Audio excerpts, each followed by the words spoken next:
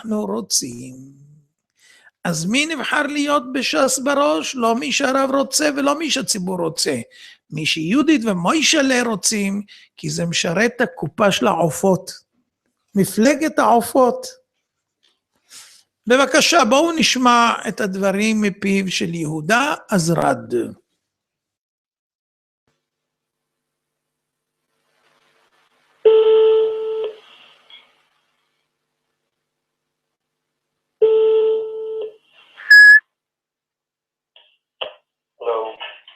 שלום, אמנון יצחק. שלום כבוד הרב.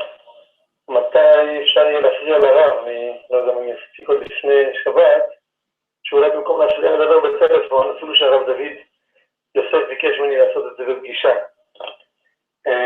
שמי יהודה עזרד, אני ידידו של הרב דוד, והבנתי שהוא דיבר איתכם. נכון. הוא ביקש ממני להעביר לכבודו, קודם כל שהוא בעניין איתכם עד הסוף, כפי שהוא דיבר איתכם, ורק הוא ביקש את אפילו רגישות, אם אתם מתכוונים לפעול, ובעניין, בכל מה שנוגע אליו, אפילו את הרגישות הראויה, בכל מה שקשור לרגישויות שיש לו שם בבית. זאת אומרת, אם יצאו דברים החוצה שהוא אמר על הבית, זה יכול לפגוע בו מאוד. הוא היה רוצה, מבחינתו, שכל זה יצא החוצה, אבל איך אומרים, הוא בעצמו נמצא בסוג של גלות מסוימת שמה, וכל דבר כזה יכול לפעמים, הוא יכול לפעמים לא להיכנס לראות את אבא שלו תקופה ארוכה. אמרתי, אם הוא רוצה לעזר בי, ואם רוצים, לא משנה, בשביל שאני אזיז דברים, אמרתי לו שאני לא חושש מאחרים, אני מוכן, במקום שהוא לא מוכן, אני לא עושה שום דבר. כן. אני חושב שכן צריך, כשאתם יודעים שזאת הבעיה, ואנחנו יודעים את זה לאורך כל השנים, שהכל מתנהל בצורה הזאת. כל מה שנקרא ש"ס וכל המערכת שם, וכל מה שנקרא הרב עובדיה מתנהל בהתאם לגחמות שלהם, וזה נורא והיום. כי זה לפעמים דברים הלכתיים, והם נושאים ציבוריים וכו' וכו', אבל אין מה לעשות. זה המציאות שמי שמכיר אותה יודע אותה. איפה הרב אברהם נמצא בתמונה? קודם כל, בלי שאני בקשר רציף עם הרב אברהם, כולם נמצאים באותה תמונה, בצורה כזאת או בצורה אחרת, כולם נמצאים באותה תמונה. זאת אומרת, שם יש בעל הבית, גברת יהודית, ומי שמעבר לזה צריך להיות, איך אומרים, לקחת בחשבון את הדברים, בכל נושא ובכל תחום. זה יכול להיות שמחר הוא מוציא פסק הלכה על נושא מסוים, אבל הפסק הלכה הזה למשל מכשיר איזה משהו, נותן כשרות לאיזה משהו. אז לתת כשרות זה לא בתחום אחריותו, זה רק בית יוסף. אז למה הוא רוצה לקחת פסק הלכה? מה אתה נכנס לתחום שלא קשור אליך? הכל שם מתנהל בצורה הזאת ובצורה אלימה ובצורה מכוערת, וזהו, הבעיה שמישהו, איך אומרים? זה הבעיה שלו, זה הבעיה. אתה היית זה שעזרת בנושא של שאגת אריה, כמו שאני זוכר, לא? נכון. ואיפה היום דרעי בתמונה, מחוץ לתמונה לגמרי? ממש ככה. אבל ברור שהציפייה היא בקרוב ללכת על כל הקופה. הבנתי. רק לכאורה זה יצטרך להיות בבחירות ולא במשהו אחר. ושוב, בגלל הרגישות, אני יודע כמה דברים שהיה אפשר לעשות, כמה נושאים שהיה אפשר לקדם, זה פשוט בצורה שהדברים מתנהלים שם, אז אין לך שום אפשרות, אתה רק תעשה טיפס קטן, פתאום הרב נגדך, אז משתמשים בדבר הזה בכל הכוח. אני באופן אישי לא חששתי מזה אף פעם וחטפתי על זה, אבל כן, ככה זה עובד, וזה סיבה שבאמת אריה יושב בשקט ומחכה לשעת הכושר, לקום ולעשות משהו, שלא יהיה אפשר אחר כך להגיד לו הרב אמר ככה, הרב אמר ככה. תתקן אותי אם אני טועה, אם הכוונה בהתחלה הייתה להכשיר את אלי ישי במקום דרעי, כדי להכשיר אחר כך את אחיה, אבל אולי זה שהוא הסתבך עם העניין ההוא הלא נעים, אז בעצם זה ירד ואתייס היום בכותרות. לא, אני לא חושב שזה עובד ככה.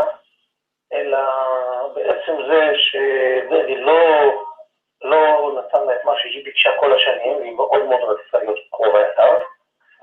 אז הברירה שלה הייתה אלי ישי. היא הייתה המזכירה שלו לאורך כל השנים,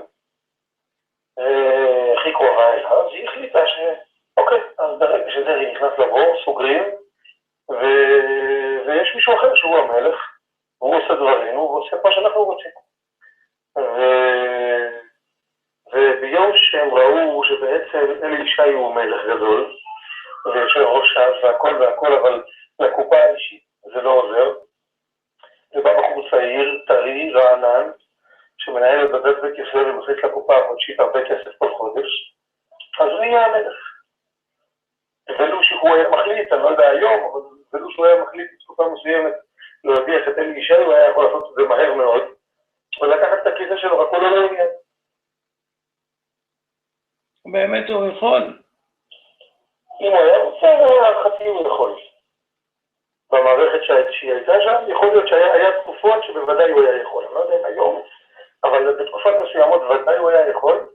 הוא לא רצה, הוא לא מעוניין שספרדים יגרדו לו את הגב, ושהציבור הזה הש"סניקי שהוא לא יודע מה הוא ומי הוא, יעייף אותו וייתן לו להזיע. הוא רוצה להיות ב8 בלילה בבית, הוא בחור עדין, מפונק, נהנה ממה שהוא רוצה, הוא מעדיף שר התקשורת ומשרדים כאלה שלא מעייפים אותו עם הציבור, הוא עושה קצת עצמו בהם. בסדר גמור, בעזרת השם. בכל אופן, אם הרב רוצה... אז הבנתי את הדברים שהיה חשוב לו, ובסדר, מצוין.